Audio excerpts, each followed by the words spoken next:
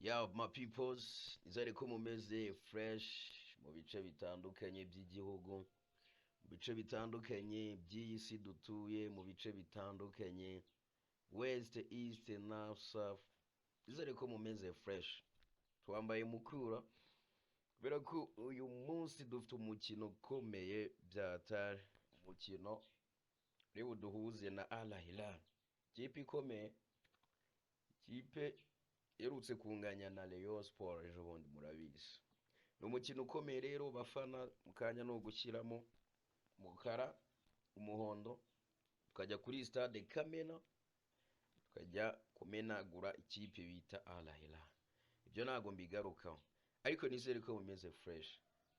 Tugiye kujya tubikora gutya, tugiye kujya tuza imbere ya kamera, nubwo bitaraba fresh cyane, nubwo ibintu bitaraka bya mu buryo neza ngo tugire ibikoresho bya danje, ariko ndasanze nanone gufata utuntu tw'amafoto, utuntu tw'uduki ugakubitaho ntabwo bibyara umusaruro. Byibuze tuzaba tubikora gutya mu gihe bitaraba ibya danje, ariko bizaba n'ibya danje anyway. So nizere ko mumeze fresh rero cyane, nizere ko intayoberana mukomeje kugenda mukanda kuri subscribe, abasub komeje kugenda biyongera gake gake.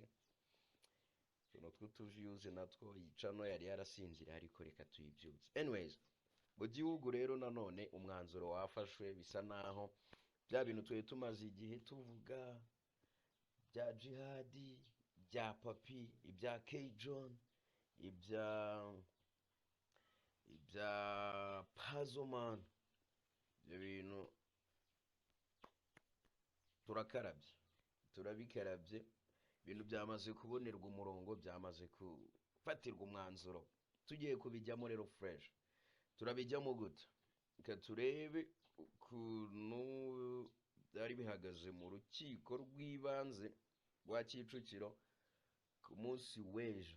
Ejo ari tariki 27, uyu munsi ni 28, dushyizeho akadomo mu kwezi kwa kabiri. Turagukarabye nako uko dukarabye ibya jihadi ndetse n'ibya K John.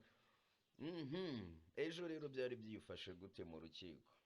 Bango urukiko rw'ibanze rwa Kicukiro ejo rwahamije uwitwa uzaba akiriho Spirie, mwamumenye nka Jihad, Ishimwe François Xavier, uwitwa Kwizera Nesto, mwamumenye nka Papi Nesta, ndetse kandi uwitwa Kalisa John uzwi nka K John, umwe mu bapromota bakomeye mu gihugu cyacu cy'u Rwanda guhera kera.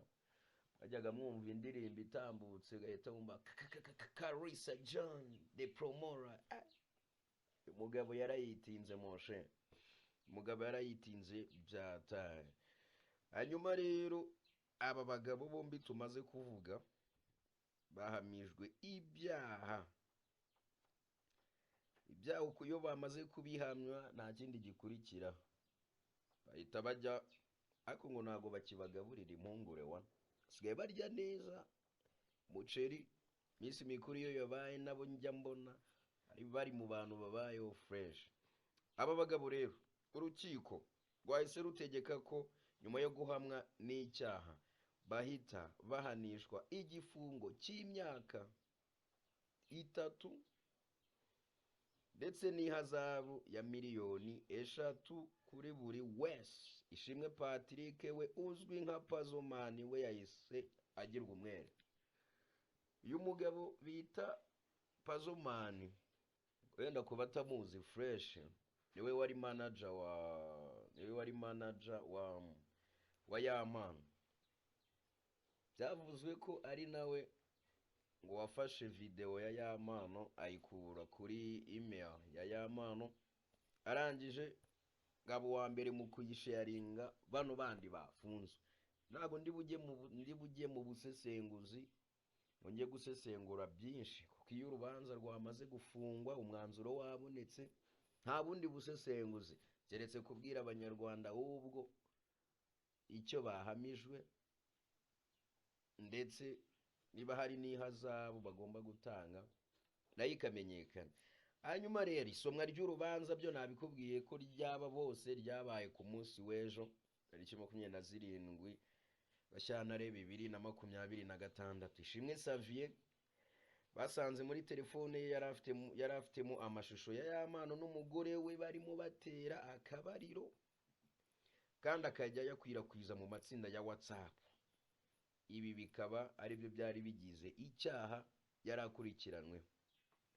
Hanyuma rero urukiko rwavuze ko kuba witwa Kwizera Nestor muzi nka Papi Nestor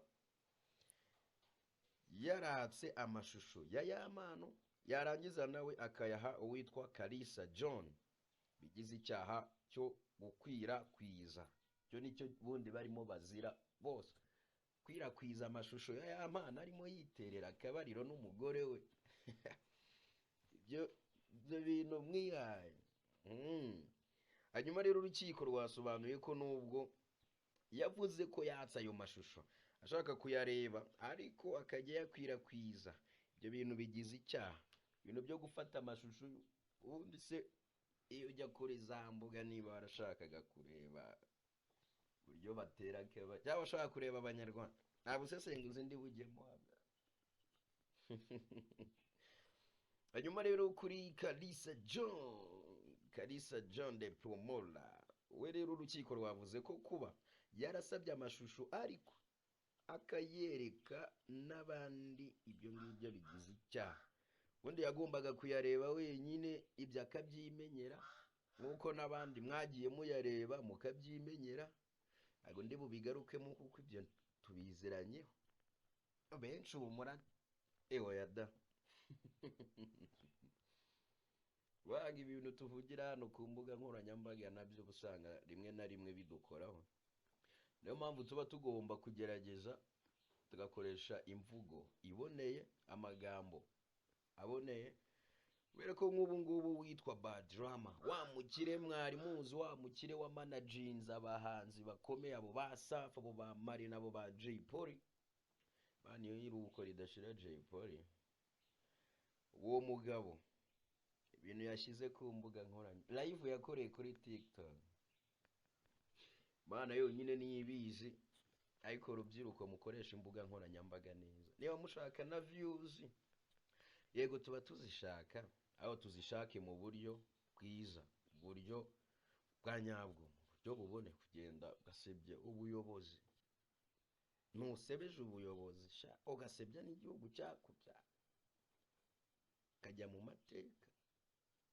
Byo ntago mbigarukaho, twikomereza ibya Kalisa John n'ibyaba Papi Nestor n'ibya Jihad ibyo bituraje ishinga. Ariko karakanyuzemo ibintu byo gukoresha imbuga nkoranyambaga neza nyabona.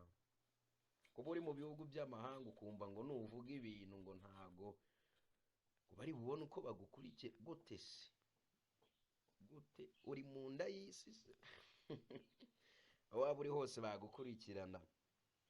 Urukiko rero kandi rwategetse ko witwa Pazomani we ahita arekurwa byihuse, akarekurwa agahita yitahira. Niba asubira mu kazi ke niba ajya mu biki ntago mbizi. Urukiko rero rw'ibanze nibyo rwamaze gutegeka, nibyo rwanzuye kuri Jihad. Rero umucamanza we yavuze ko kuba afite urubuga rwe yishingiye ruhurizamo abantu habura abantu 12 ngo igihumbi cyuzure. Urwo rubuga akarwita abashu umuponyonyo. Wango ibyo ubucamanza bukimara kubibona ko yafataga amashusho akajya kuyakwirakwiza muri urwo rubuga rwe yishingiye ari nawe admin. Ikindi kandi urukiko rwagaragaje ko kuba witwa Jihad yarafasha agace gatosha akagakubita kuri stati, agakubita kuri stati abandi nabo bakagasamira hejuru, bagasamira hejuru ntibakabike gusa bakagasharinga.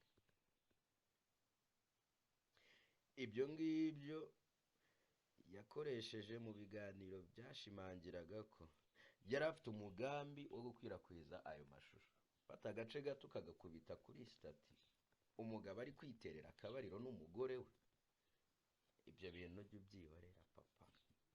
bareke batera akabariro bikorera ibyabo. Hanyuma rero kandi urukiko rwategetse ko Jihad Nesta K John cyangwa se Kalisa Yohana bahamwa n'icyaha cyo gukwirakwiza amashusho y'urukoza soni. Nyuma y'ibyo byose rero urukiko rwabahanishije igifungo cy'imyaka 3. Si mageragere bagiye, ni mageragere mu gihome. Ari ahantu ntago haba ari habi, nubwo mwumva ngo bagiye kubafunga, ariko ntago ari ukubafunga, n'ukubagorora. Bagiye kugororwa, nyuma yo kugororwa bakongera bakagaruka nyuma y'igihe. Hanyuma rero kandi nyuma y'uko abo bagabo bombi, yaba Kalisa John, yaba Jihad, yaba Papi Nesta, nyuma yo guhanishwa igifungo cy'imyaka 3 nyuma yo gukwirakwiza amashusho y'urukoza soni witwa Yamano n'umugore bari kwiterera akabariro, nyuma y'ibyo byose bahise bahanishwa igifungo cy'imyaka 3, ihazabu y'amafaranga miliyoni. Mu gihe rero witwa K John yahita ajuririra icyemezo kimufunga kuko yaburanye we ari hanze, yakomeza gukurikiranwa ari hanze kugeza igihe urubanza rubaye ntakuka, mu gihe urubanza rubaye rukarangira. Ngayo nguko rero ibya Kalisa John K John, ibya Papi Nesta, ibya Jihad, ndetse n'iby'uwitwa ondi bahise barekura n'indera, ondi bahise barekura Jimmy, ndamusuhuje, twari turaho tumeze neza. Yes, hanyuma uwitwa Pazomani nari mwibagiwe yahise arekurwa rero nawe byihutirwa. Ubwo rero Kalisa John nawe yaburanaga ari hanze, ariko ubu tuvugana keretse ahise ajurira nibwo yakomeza kuburana ari hanze, ariko ubundi ubu nawe amaze kugenda. Ngayo nguko rero ngibyo by'urubanza rw'abo bagabo twavugaga rwamaze kurangira, gushyirwa ku musozo, bagakatirwa imyaka 3 n'ihazabu y'amafaranga y'u Rwanda miliyoni 3. Uyu n'umuyoboro w'Intayoberana Preset, ubakunda cyane, Benzi Inayoberana, umusari mwiza nyabona, amakuru meza kandi amakuru ashyushye, amakuru igihugu cyose kiba cyasamiye mu biganza, niyo tuba tugomba natwe kubagezaho. Mukomeze rero dushyigikire, subscribe, muyibagirwe like, mona gasharinga agaca n'abanyarwanda bagakunde. Kari akanyu se n'akanyu ntawe mukarwanira. Nyuma y'ibyo byose ujye no muri comment utubwire uti ariko gutya na gutya wari kubigenza gutya, ejo tubikosore cyangwa se tugire icyo tugukorera, tugire icyo twongera. Imana y'amahoro ibaho umugisha, ko mbakundara, ndabakunda cyane. Ngayo nguko rero, Imana y'amahoro ibaho umugisha. Nitwa Mupenzi Inayoberana, umusari mwiza, benshi banyumvaga batarambona, ubu ngiye kujya biyereka.